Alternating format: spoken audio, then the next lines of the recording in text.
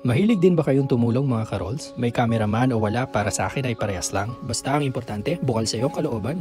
Ngayon nga, pagkatapos kong mamili, napadaan ako sa isang bukuhan at meron akong nakita isang nanay sa gilid ng tindahan. Noong una, hindi ko siya pinapansin at nakikiramdam lang, pero sadyang maawain ako sa gaya ni nanay. Siguro marahil maaga din ako naulila sa aking mga magulang. Hindi ko nga maintindihan ang sinasabi ni nanay, pero nung lumapit ako, akin siyang naunawaan. Sabi niya, ang gwapo ko raw, kaya inalok ko kaagad siya ng merienda. Biro lang mga karols, ang gusto pala ni nanay ay konting halaga para makabili ng bigas.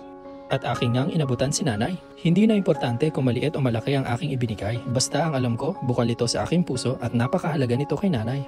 Siya ay mabait at makadiyos, kaya sana mas marami pa ang tumulong kay nanay. Ituloy-tuloy na nga natin ang ating pagtulong sa araw na ito. Habang ako'y papauwi, may nadaanan nga akong kariton. Kaso walang tao mga karols, kaya sana sa susunod magtagpo ulit ang aming landas. At ang huli nga namin tinulungan ay si nanay. Pagod na daw siya mga karols maglakad, kaya sinabay na namin siya. Ang pagtulong sa kapwa ay walang hinihinging kapalit. Ito lamang ay isang simpleng gawain ng isang tunay na tao. Salamat sa inyong panonood mga karols. Hanggang sa muli, paalam!